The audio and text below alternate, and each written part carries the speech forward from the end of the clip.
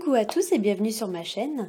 On se retrouve aujourd'hui pour le taroscope du mois de novembre 2017 pour les scorpions, ascendant scorpion et lune en scorpion. Si vous ne connaissez pas votre signe lunaire, je place en barre d'informations un petit lien qui va vous permettre de le calculer. Ceci est un tirage général. S'il ne résonne pas avec votre situation, je vous invite à regarder le taroscope de votre signe ascendant et celui de votre signe lunaire afin d'avoir un complément d'information. Alors, comme le mois dernier, j'ai fait un tirage en 3 cartes avec le Rider Tarot Deck. La première carte va représenter votre situation actuelle. La deuxième carte va représenter les obstacles que vous rencontrerez au cours de ce mois. Et la troisième carte représentera l'évolution de votre situation. J'ai rajouté pour ce mois-ci 2 autres cartes issues de 2 oracles différents. Il y aura tout d'abord une carte issue de l'oracle de Béline et ensuite une seconde carte issue du grand oracle de l'amour qui viendra nous apporter un complément d'information, notamment sur le point de vue sentimental. Donc, on va commencer tout de suite avec la première carte, qui est la carte de la roue de fortune à l'endroit.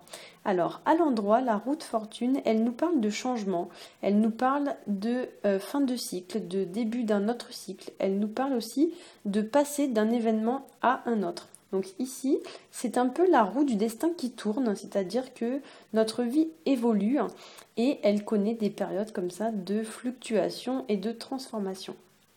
C'est une carte qui invite aussi à la persévérance. Il y a un peu dans la carte l'idée de récolter les fruits de ses efforts, récolter ce que l'on a semé. Et on doit donc patienter parfois avant de pouvoir récolter les fruits de nos efforts. Donc il y a une idée un petit peu de prendre son temps, une idée comme ça de patience. C'est une carte aussi qui induit une certaine notion d'équilibre, de recherche d'équilibre ou bien de recherche de vérité, puisqu'on voit un petit personnage placé au sommet de la roue avec son épée qui vient éventuellement trancher une situation. Donc il y a une certaine idée de justice quand même qui ressort de la carte. Et on a aussi avec cette carte une notion de renouvellement, de dynamisme, de changement et de bonnes opportunités. C'est un peu la bonne fortune comme on dit. En deuxième carte, nous avons la carte du pendu qui est à l'endroit mais qui est placée dans les obstacles. Et le pendu, lui, va nous parler plutôt de résister au changement et pourquoi pas d'être rigide, voire même borné. À l'endroit, le pendu, c'est aussi le fait de ne pas prendre en compte la vie des autres. C'est aussi le fait de ne pas se remettre en question. Il peut aussi représenter le fait de manquer de lucidité ou alors agir sur un coup de tête. Ça peut représenter également le fait d'être bloqué sur une situation sans réussir à trouver une solution pour s'en libérer. Avec cette carte, il y a également l'idée de se sentir oppressé, l'idée de se sentir prisonnier, enfermé, de manquer de liberté et de flexibilité ou bien même d'être égoïste, c'est-à-dire que on ne donne pas autant que l'on reçoit.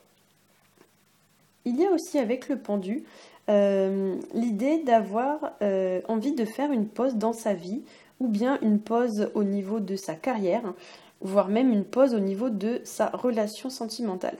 On pourrait éventuellement avoir envie de faire une pause par rapport à une situation qui nous oppresse, qui nous emprisonne.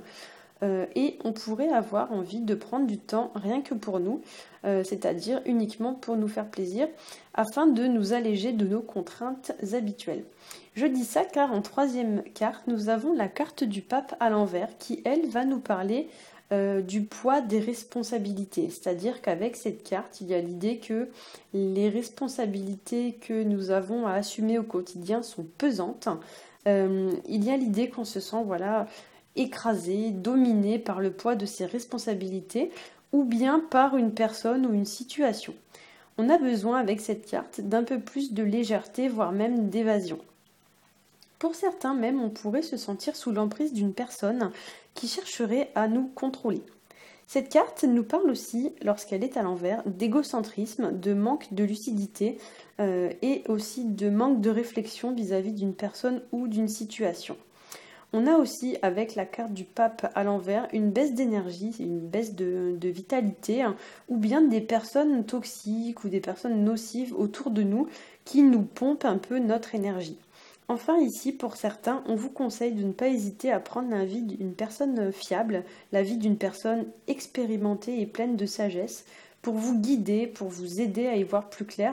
Alors ça peut être un proche, ça peut être vos parents, mais ça peut être aussi un coach, ça peut être aussi un conseiller par exemple, un conseiller, je sais pas moi, un conseiller matrimonial, quelque chose comme ça.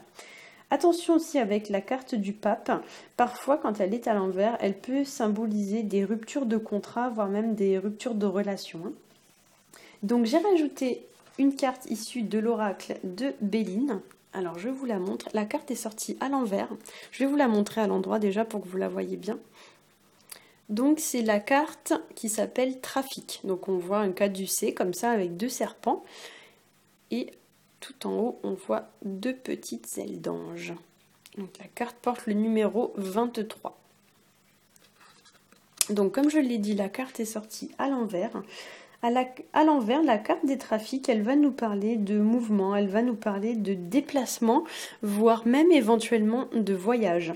C'est une carte qui parle aussi parfois de dispersion, donc c'est-à-dire qu'on ne sait pas trop dans quel sens on va, on avance comme ça un peu à l'aveugle.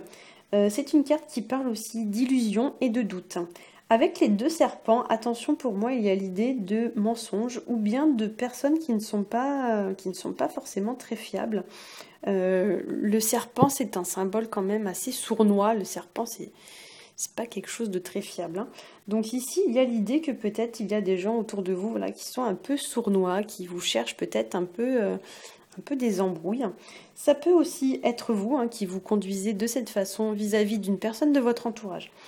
Il y a aussi pour moi avec cette carte que le message c'est de chercher l'apaisement plutôt que de chercher le conflit, c'est-à-dire qu'on va vous demander de vous placer en médiateur et de privilégier la communication pour vous sortir de cette situation plutôt que de rechercher les conflits. Avec la carte trafic, qui parle aussi beaucoup de communication, il y a l'idée d'agir avec diplomatie et de ne pas chercher à envenimer la situation. Donc là, le message, c'est un petit peu qu'il va falloir prendre garde aux excès en tout genre. Voilà. Donc je vais rajouter une carte issue de l'oracle, du grand oracle de l'amour, et j'ai tiré pour vous la carte qui s'appelle Libération. Donc c'est la carte qui porte le numéro 14. Et comme on peut le voir, la carte montre un boulet qui a été abandonné comme ça sur le sable. Donc ça veut dire qu'il y a une personne qui vient de s'en libérer. Donc avec cette carte, pour moi, on parle de se libérer d'un poids. On parle de se sentir plus libre. La carte indique un changement de situation, donc on passe de l'état prisonnier à l'état libre. Il y a l'idée de se sentir allégé d'un poids. Alors ça peut être soit du poids d'une relation, soit du poids d'un engagement qu'on n'arrivait plus à supporter par exemple. Le 5, donc quand on additionne le 1 plus le 4 de la carte, on obtient le 5. Le 5 ici, ça va nous renvoyer à une notion de liberté, à une notion de renouveau, d'insouciance. Il peut aussi donc pour moi y avoir ici l'idée, peut-être que vous devez sortir un peu du train-train quotidien, sortir un petit peu de votre routine, de la routine dans laquelle vous êtes, que ce soit si vous êtes en couple, donc métro, boulot, dodo, ou si vous êtes célibataire. Il y a l'idée, voilà, peut-être un peu d'amener un petit peu de fantaisie dans sa vie, un peu de créativité. Voilà. J'espère que ce tirage vous aura plu. Si c'est le cas, n'hésitez pas à liker, à vous abonner et à partager. Vous pouvez aussi me faire part de vos retours sur le tirage en commentaire. Je vous souhaite un très bon mois de novembre et je vous retrouve en décembre. Bye bye!